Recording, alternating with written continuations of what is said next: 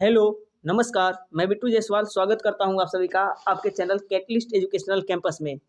आज हम लोग देखेंगे क्लास 12th का हिंदी का चैप्टर नंबर 2 जिसका नाम है उसने कहा था। इसके क्वेश्चन आंसर को तो आप लोगों ने इससे पहले अगर चैनल को सब्सक्राइब नहीं किया है तो चैनल को सब्सक्राइब कर लीजिए और वीडियो के लिए वीडियो को लाइक कर दीजिएगा। तो चलिए वीडियो को शुरू करते हैं। तो पहला क्वेश्चन है कि उसने कहा था कहानी कितने भागों में बटी हुई है और कहानी के कितने भागों में युद्ध का वर्णन है। तो इसका उत्तर लिखिएगा।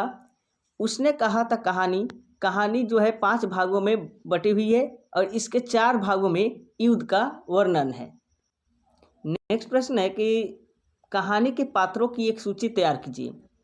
तो कहानी के पात्रों की सूची में अगर बात करें तो है सूबेदारनी, लहना सिंह, सूबेदार हजारा सिंह, बोधा सिंह तथा वजीरा सिंह और लपटन साहब। ठीक है। अगला प्रश्न है कि लहना सिंह का परिचय अपने शब्दों में दे। तो इसका उत्तर लिखिएगा। लहना सिंह अमृतसर के बाजार में हमारे सामने आता है। वह 12 वर्ष का है, शरारती है, चुलबुला भी है। वह मामा के केस धोने के लिए दही लेने बाजार में आया है। वहाँ उसकी भेंट एक बालिका से हो गया जिसकी अवस्था 8 वर्ष की थी। उसकी शरारती आदत ही उसको प्रेरित करती है और वह पूछ लेता है, तेरी कुरमाई हो गई? बस यहीं से उन दोनों की भेंट का सिलसिला शुरू हो गया और धीरे धीरे मोह भी उपज गया। वह यह नहीं समझ पाया था कि उसका दिल क्या चाहता है, पर यह मोह उसको उस समय बेहाल कर देता है जब उसको यह पता चला कि उस बालिका की कुरमाई हो गई है। वह अपना क्रोध उस दिन उतार देता है और यह क्रोध ही उसकी आंतरिक स्थिति को व्यंजित करता है। उसका व्यवहार एक ओर बालक के समान है, दूसरी ओर उसमें उसको पाने की लालसा भी थी।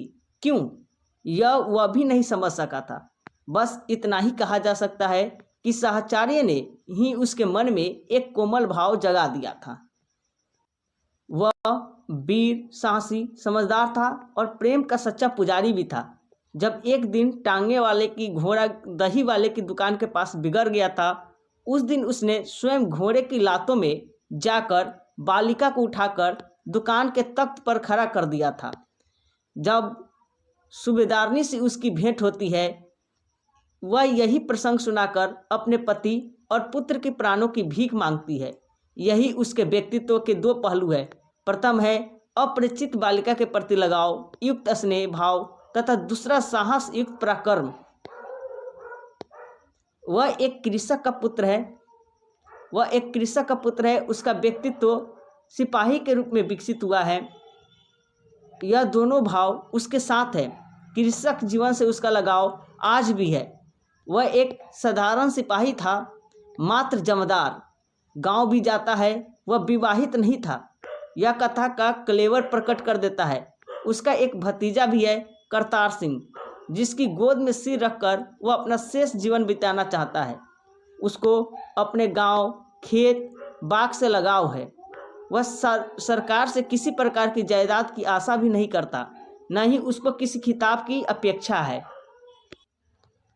उसके जीवन में उस समय तूफान आ गया होगा जब 25 वर्ष बाद उसकी भेंट उस बालिका से होती है। उसके मानस पटल पर उसकी सारी स्मृतियां दमक उठी होंगी।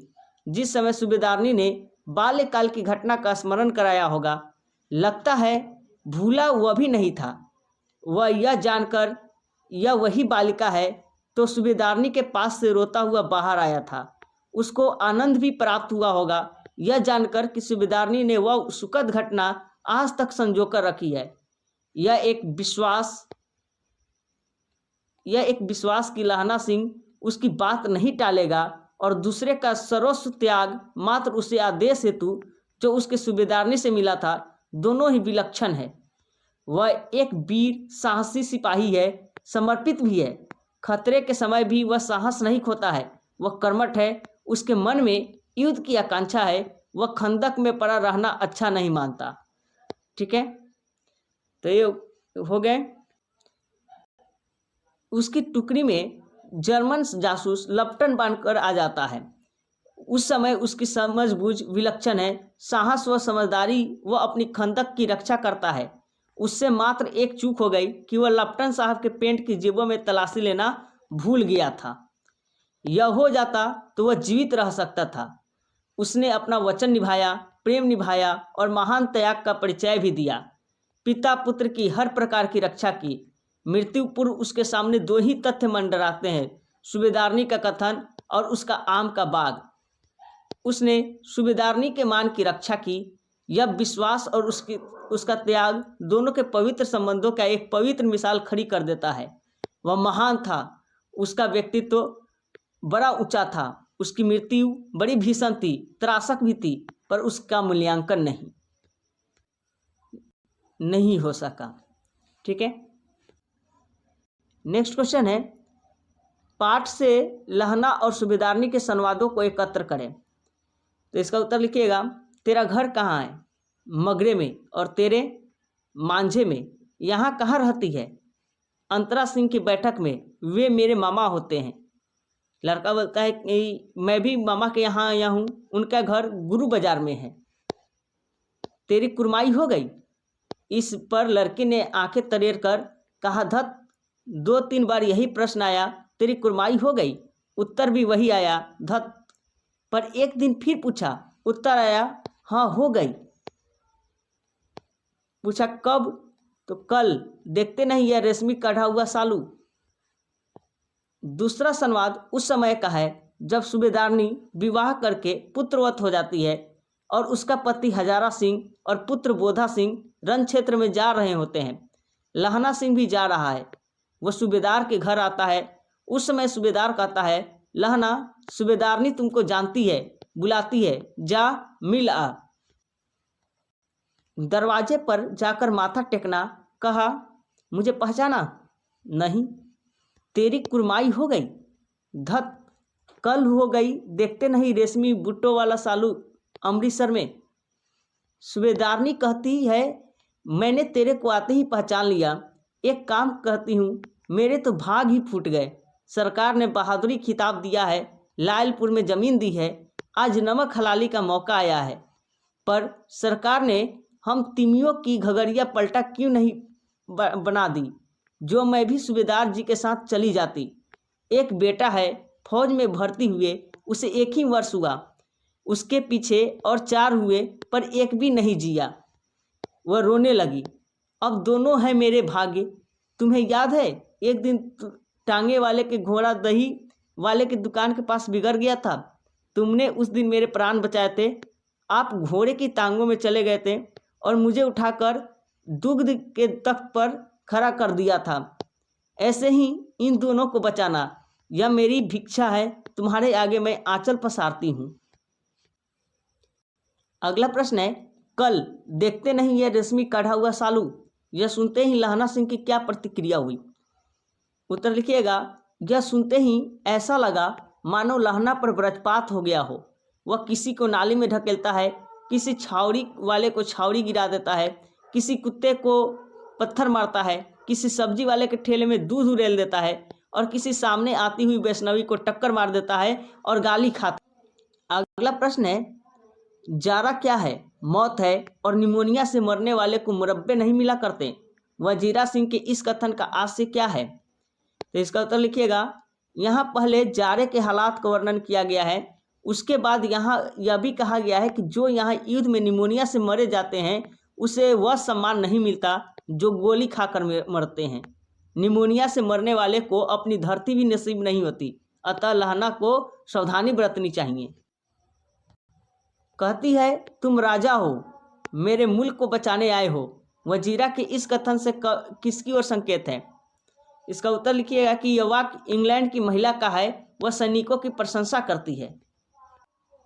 अगला प्रश्न है, लहना के गांव में आया तुर्की मौलवी क्या कहता था? इसका उत्तर लिखिएगा, जर्मनी वाले बड़े पंडित है, वेद पढ़ कर विमान चलाने की विद्या जान गए हैं, गौ को नहीं मारते हैं। नेक्स्ट क्वेश्चन है, लहना सिंह का दायित्व बोध और उसकी बुद्धि दोनों ही अस्पृहणीय हैं, इस कथन की पुष्टि करें। इसका उत्तर लिखिएगा, लहना सिंह एक किसान परिवार के साथ सिपाही होने के कारण अपने दायित्व के प्रति सजग है। लहना सूबेदारनी के कहे वचन को पूरी ईमानदारी और निष्ठा के साथ निभाता है। लड़ाई के समय जब वह घायल हो जाता है तब वह पट्टी बांधकर छुपा लेता है और सूबेदार को कुछ नहीं बताता है। पसलियों में लगी गोली उसके लिए प्राणघातक होती है और अंत में वह मर जाता है, लेकिन सूबेदारनी के वचन को लहना सिंह भरोसे के साथ सूबेदार और उसके पुत्र बोधा सिंह की रक्षा अपनी जान देकर पूरा करता है। यही नहीं, लड़ाई में भी वह अपनी वीरता दिखलाता है। जब उनकी टुकड़ी जर्मन जासूस लप्टन साहब बनकर घुस आता है तब उसकी सूझबूझ और चतुराई देखते ही बनती है। उसे यह पहचानने में देर नहीं लगती कि वह लप्टन साहब नहीं वरन जर्मन जासूस है, और जब वह उसी के अनुकूल कदम उठाने से नहीं हिचकिचाता और अपनी बुद्धिमानी का परिचय देते हुए खंदक को उड़ने से बचा लेता है। लहना युद्ध मोर्चे पर वीर नायक है। खंदक में पड़े पड़े उकताने से बेहतर वह शत्रु पर आक्रमण करना बेहतर समझता है। निकम्मेपन और ऊब से बेहतर लड़ते हुए अपनी जान देना अच्छा समझता है। इस प्रकार हम देखते हैं कि लहना सिंह को अपने कर्म के प्रति अगाध निष्ठा है। इस निष्ठा में अपनी बुद्धि विवेक का प्रयोग वह सफल रूप से करता है। अगला प्रश्न है, मर्म स्पष्ट करें। अब के हार में यह आम खूब फलेगा। चाचा भतीजा दोनों वहीं बैठकर आम खाना।